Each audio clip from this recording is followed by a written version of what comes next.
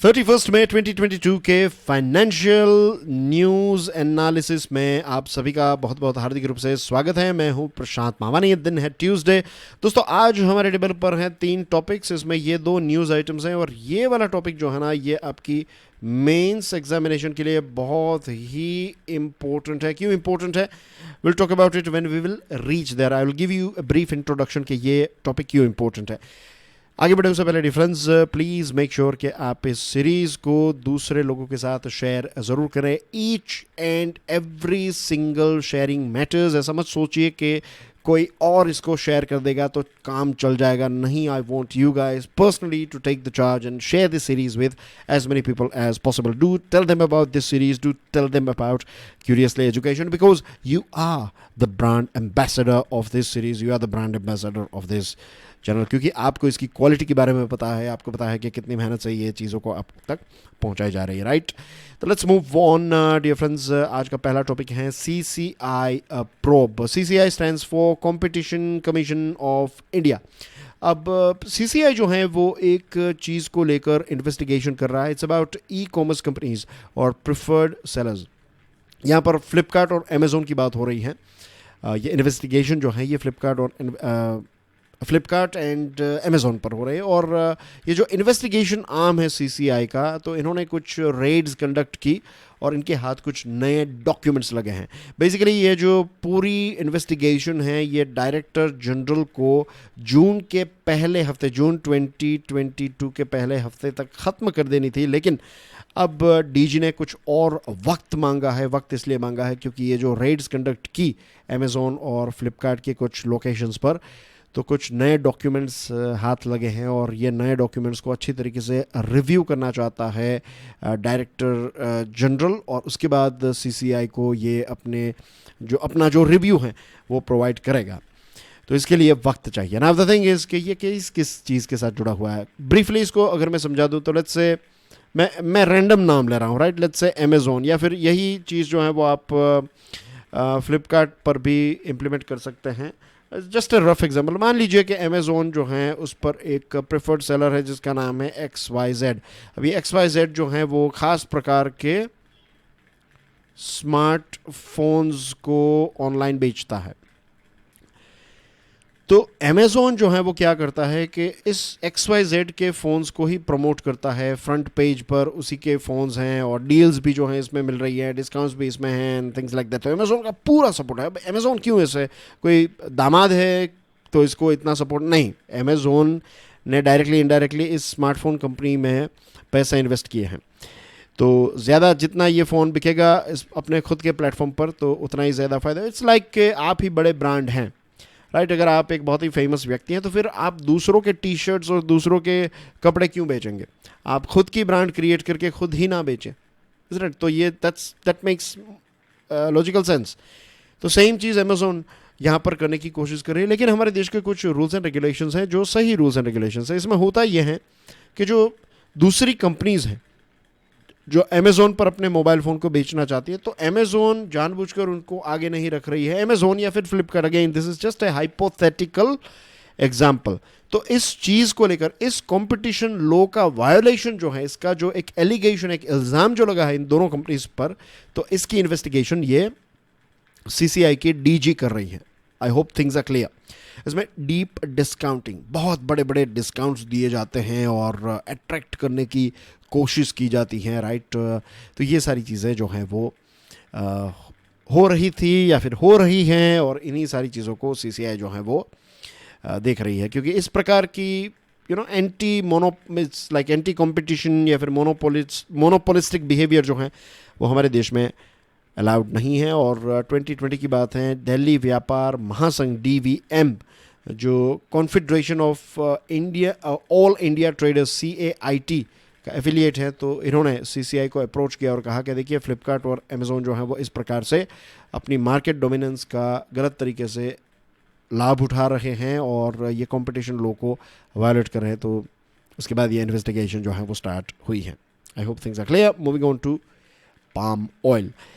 Malaysian palm oil futures extended losses on Monday for a second day as the top producer Indonesia now don't get confused here, यहाँ पर हम दो देशों की बात कर रहे हैं, राइट. एक देश है मलेशिया और एक है इंडोनेशिया. इंडोनेशिया जो है ये पाम ऑयल का टॉप प्रोड्यूसर है, नंबर 1 प्रोड्यूसर है. नंबर 2 पर आप मलेशिया को रख सकते हैं. अब मलेशिया का जो पाम ऑयल है तो इसके स्टॉक या फिर इसकी प्राइस जो है वो ड्रॉप हुई. द रीज़न इज़ कि इंडोनेशिया ने पाम ऑयल के एक्सपोर्ट को परमिट करना स्टार्ट कर दिया. लास्ट वीक से ही ये जो एक्सपोर्ट परमिट हैं उसको ग्रीन सिग्नल दिया है इंडोनेशिया ने, राइट. तो नेचुरली मलेशिया का जो पाम ऑयल है उसकी प्राइस कम होगी. Last week the country that is Indonesia had allowed the resumption of crude palm oil exports and its derivatives, यानी कि पाम ऑयल और उसके जो कुछ प्रोडक्ट्स हैं तो इसको एक्सपोर्ट करने की छूट दी इंडोनेशिया ने. But put in place a policy of mandatory sales to the local market at a certain price level to secure supply of the vegetable oil at home. अब ये भले ही खबर जो है ये छोटी हो, लेकिन यहाँ पर क्या छुपा है, एक लेसन है हमारे देश भारत के लिए. क्या लेसन है? याद दिलाऊं कुछ चीज़ें. वीट के एक्सपोर्ट पर बैन, उसके बाद राइस, बासमती राइस के बारे में एक अफवाह आई थी और बाकी के जो राइस की प्रोडक्ट्स हैं तो उनको एक्सपोर्ट करने पर भी एक प्रकार की रोक सरकार ने जो लगाई है. तो यहाँ पर लेसन हमारे लिए ये है कि हम भी ऐसा कुछ कर सकते हैं कि अगर लेट्स से वीट की बात करें, भारत ने एक्सपोर्ट को बैन किया क्योंकि हमारे देश में प्राइस इसकी काफ़ी बढ़ रही थी, 15% जितनी प्राइस बढ़ गई है, इज़ इट. तो भारत सरकार ने क्या किया दोस्तों, भारत सरकार ने ये किया, एक्सपोर्ट पर बैन लगाया. अब यहाँ पर इंडोनेशिया सरकार क्या कर रही है कि छूट दे रही है स्टेप बाय स्टेप. अगर लाइसेंस इश्यू कर रही है एक्सपोर्ट के तो वो क्या कर रही है कि मैंडेटरी सेल्स आपको क्वांटिटी वाइज और प्राइस वाइज कि लोकल मार्केट में आपको इतने दाम पर ही चीज़ों को बेचना पड़ेगा. ये पाम ऑयल जो है वो इतनी क्वांटिटी में और इतनी प्राइस में अवेलेबल होना चाहिए, तभी आप चीज़ों को एक्सपोर्ट कर सकते हैं. तो this is something that we can learn from Indonesia कि फ्यूचर में अगर हम किसी ऐसी कोमोडिटी को बैन कर रहे हैं तो पहले हमारे देश में क्वांटिटी अचीव करनी, एक बार क्वांटिटी अचीव हो जाए फिर प्राइस भी हम मिनिमम प्राइस तैयार कर सकते हैं कि इतनी क्वांटिटी और इतने प्राइस में ही लोकल मार्केट को आपको देना है. उसके बाद भले ही आप इंटरनेशनल मार्केट में बेचना चाहे, ज़्यादा पैसा कमाना चाहते हैं तो वो कर सकते हैं. तो this is something that we can learn, right. Indonesia plans to initially allocate 1 million tons of palm oil exports after the government lifts the export ban. Starting में Indonesia 1 million ton palm oil export करेगा और normally typically एक महीने में 3 million ton जितना export करता है. तो धीरे धीरे जो है 1 फिर 1.5 ऐसे धीरे धीरे करके ब्रेक्स जो हैं उसको धीरे धीरे हटाया जाएगा और फुल थ्रॉटल दिया जाएगा. NREG, सॉरी यहाँ पर डी लिख दिया मैंने, it is NREG, right. MG NREGA. Now let me throw some light कि ये पर्टिकुलर टॉपिक इंपॉर्टेंट क्यों है. देखिए, लॉकडाउन के टाइम पर क्या हुआ था. लॉकडाउन के टाइम पर हमने देखा कि हमारे देश में जो माइग्रेंट लेबर्स हैं अलग अलग राज्यों से हमारे राज्य में काम करने के लिए आते हैं, तो उनको फिर ये लगा कि भाई हमारा तो कुछ नहीं होगा, शहर जो हैं वो हमारा नहीं है, हमारा वतन तो हमारा गांव है और वहाँ पर ही हमें सिक्योरिटी मिलेगी. तो वो फिर वापस चल के चले गए. तो गांव वहाँ पर गए और गांव में ठीक ठाक चीज़ें हो गई. तो reason is because MG NREGA scheme जो है वो एम्प्लॉयमेंट गारंटी एक्ट, कि आपको काम नहीं मिलेगा तो सरकार आपको बैठने के भी पैसे देगी. अगर सरकार आपको मैन्युअल लेबर का काम ढूंढ कर नहीं दे पाती है तो फिर आपको पैसे दिए जाएंगे, राइट. तो ऐसी एक स्कीम अर्बन एरिया के लिए इम्पोर्टेंट हैं, ज़रूरी हैं. ये लॉकडाउन से हमें एक लेसन, इससे पहले भी ज़रूरी माना जाता था लेकिन लॉकडाउन के बाद ये एक नेसेसिटी बन चुकी है. और हाल ही में prime ministers economic advisory council की एक रिकमेंडेशन आई है और रिकमेंडेशन ये है कि सरकार को एक अर्बन एम्प्लॉयमेंट गारंटी प्रोग्राम को रोल आउट यानी कि लॉन्च करना चाहिए. राजस्थान ने अपना खुद का एक वर्जन जो है इस प्रकार की अर्बन स्कीम का लॉन्च किया है और ये कोई कॉन्सेप्ट भारत के लिए नया नहीं है. केरला ने आज से कुछ 1 दशक पहले इस प्रकार की urban job programme, urban job scheme जो है इसको लॉन्च किया था. लेकिन पेंडेमिक के बाद क्रॉस पार्टी सपोर्ट, चाहे अलग अलग राज्य की बात हो, अलग अलग पार्टीज़ की बात हो, तो हर कोई सिटीजन्स को अर्बन लेबरर्स जो हैं, अनस्किल्ड लेबरर्स जो हैं, तो उनको इस प्रकार के लेबर्स जो हैं, नॉट लेबरर्स, अनस्किल्ड लेबर्स जो हैं उनको इस प्रकार की एक सेफ्टी नेट प्रोवाइड करना चाहते हैं। यूनियन लेवल पर भी इसकी तैयारी है, क्योंकि एक parliamentary standing committee on labour जो है इसने भी इस प्रकार की एक स्कीम को रेकमेंड किया था। केरला, तमिलनाडु, ओडिशा, हिमाचल प्रदेश, अलग अलग राज्यों के थोड़े बहुत एक्सपीरियंस इस प्रकार की अर्बन सेफ्टी नेट के साथ है, अर्बन स्कीम के साथ है। और दो चीज़ें हैं। नंबर वन इज़ CMIE का जो जॉब डेटा आया वो ये दिखाता है कि अगर आप देखें तो हमारे देश में जो फ्लक्चुएशन है पूरे साल का अनएम्प्लॉयमेंट का, राइट, ये 6.56 से 11.84% जितना रहा। काफ़ी उछाल इसमें देखने को मिला हमें, उछाल और गिरावट। और 10 महीनों में ऐसी सिचुएशन थी कि रूरल एरिया से ज़्यादा अर्बन एरिया में एम्प्लॉयमेंट कम था, यानी कि अनएम्प्लॉयमेंट जो है वो सिटी एरिया में, अर्बन एरिया में ज़्यादा थे 10 महीनों के लिए। तो ये एक चिंता की बात है ना सिटी के लिए और हमारे देश के लिए, क्योंकि सिटीज़ को हम क्या कहते हैं, इंजन ग्रोथ। हमारी इकोनॉमी जो है उसके ग्रोथ के इंजन्स हैं हमारे शहर। तो we need something for our urban labours, right.